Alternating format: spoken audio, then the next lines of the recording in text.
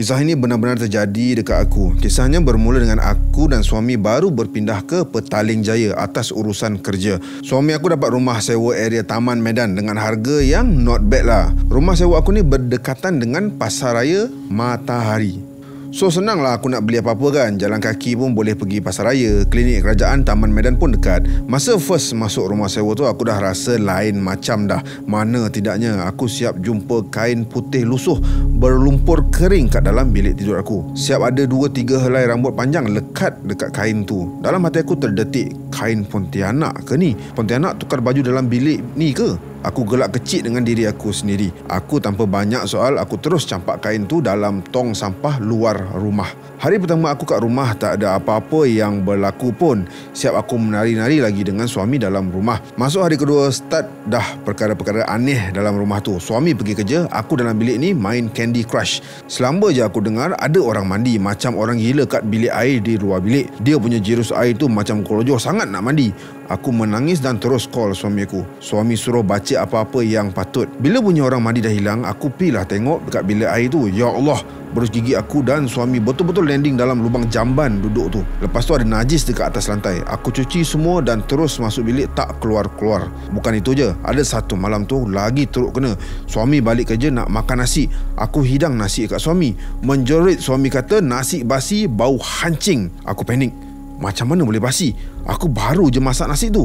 Masih panas lagi. Dah lah basi. Sekali pakej hancing pula tu. Suami aku bangun terus pergi azan dekat tengah-tengah rumah. Habis je suami azan, ada suara ikut azan. Suara tu datang dari sebuah bilik kosong yang pintunya bertutup. Benda tu azan main-main. Gelak-gelak dan ianya sangat menyeramkan, campur ngeri. Gigil habis tangan dibuatnya. Memang first time kena dengan benda-benda aneh macam ni. Suami terus tendang pintu bilik tu sampai terbuka. Nyalakan lampu tapi tak ada apa-apa pula. Tapi bilik bau hanyir, busuk bangkai. Tanpa banyak cakap, suami dengan bengang call owner rumah, mengadu pasal benda ni. Senang je jawapan si owner. Dia kata itu masalah peribadi penyewa. Lepas tutup call, dah tak ada apa-apa gangguan dah. Masa pukul 1 pagi, ada benda ketuk pintu belakang dapur macam nak pecah. Ketuk bertalu-talu macam pencegah maksiat yang ketuk dah bunyinya. Kuat sangat. Suami terkejut sampai tergolek jatuh katil. Aku menangis takut ya amat sangat. Suami jerit sampai nak terkeluar anak tekak, barulah benda tu diam. Kami tidur sambil pasang ayat-ayat suci Al-Quran dekat telefon. Gangguan tiada sampai ke pagi. Besok bangun ada kesan lebam dekat peha dan dekat perut. Besar-besar pula tu. Aku takut duduk rumah sorang-sorang. Aku pun nak ikut suami pergi kerja. Suami kata jangan takut dengan benda tu, nanti dia lagi suka. Aku beranikan diri duduk sorang-sorang dekat rumah, tapi aku terperap dalam bilik lah. Dari pagi hingga ke petang tak ada apa yang berlaku. Tapi ada perkara aneh yang terjadi waktu suami balik kerja. Suami kata, awak bermantera apa dengan saya ni? Aku tak faham dan tanya suami, mantera apa bang? Suami suruh tengok WhatsApp. Aku on WhatsApp, gila betul. Aku dah hantar chat mantera dekat suami aku dalam WhatsApp. Okey, manteranya berbunyi. Okey, yang ni dia tak nak baca. Sebab dia mantera, so kau bacalah yang tu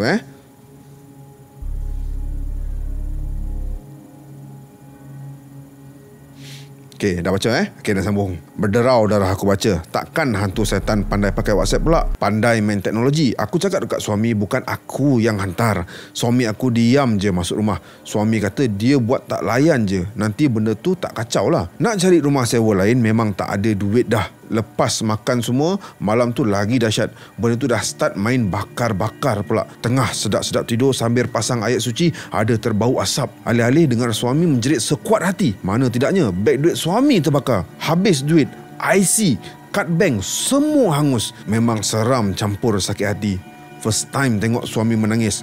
Belum reda lagi kes terbakar ni, tiba-tiba semua frame gambar kahwin aku dengan suami tiba-tiba retak serentak. Lepas tu terdengar bunyi benda mengilai dekat ruang tamu. Punyalah nyaring, dan kalau korang dengar, mesti terkencing sebab lain macam dia punya mengilai. Suami tak tahan. Suami call ustaz yang dia kenal dan minta tolong datang ke rumah. Ustaz tu kata, saya dekat Kuantan Pahang ni.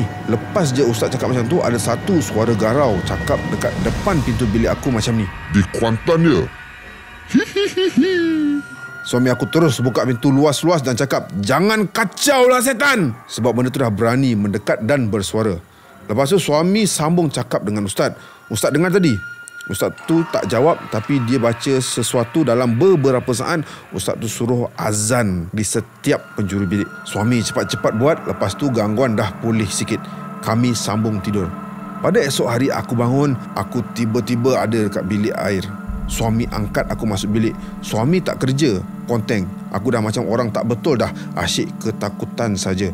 Aku paksa suami cari rumah sewa yang lain. Suami duduk termenung diam je. Pagi tu aku ikut suami beli nasi lemak dekat luar naik motor. Balik je rumah, buka pintu, ada 2 ekor burung gagak terbang dalam rumah. Terkejut betul aku. Lepas tu ada najis dekat atas meja makan. Hilang selera makan aku. Suami tampar meja dengan tangan sambil cakap, melampau lah ni. Suami suruh kemas baju-baju nak belah. Suami cakap rumah ni puaka tahap gila. Aku tanpa berlengah terus kemas baju.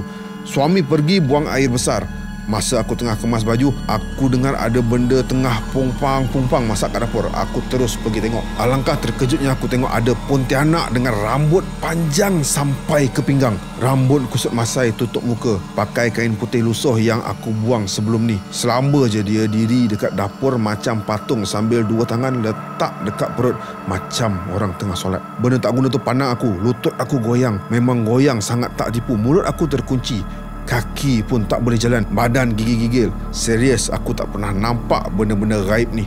Sekarang dah nampak, memang rasa macam nak tercabut skru lutut. Terdetik dalam hati, adakah kita boleh lihat makhluk gaib sejelas ini? Pagi pula tu, nak panggil suami tak boleh, mulut terkunci habis. Aku ingat dalam filem je bentuk pontianak macam ni. Rupanya in reality pun sama. Lepas terketar-ketar sambil menangis, aku pengsan. Sedar-sedar aku dah kat pusat rawatan Islam. Sekarang aku dan suami dah tinggalkan rumah syaitan tu. Kami cari rumah sewa yang baru. Kami dapat rumah flat dekat Taman Desa Perangsang, Jalan PJS 3/52. Kedai runcit Aceh pun depan rumah je. Kat sini tak ada puaka-puaka syaitan ni. Alhamdulillah okey je. Cuma satu je yang pelik.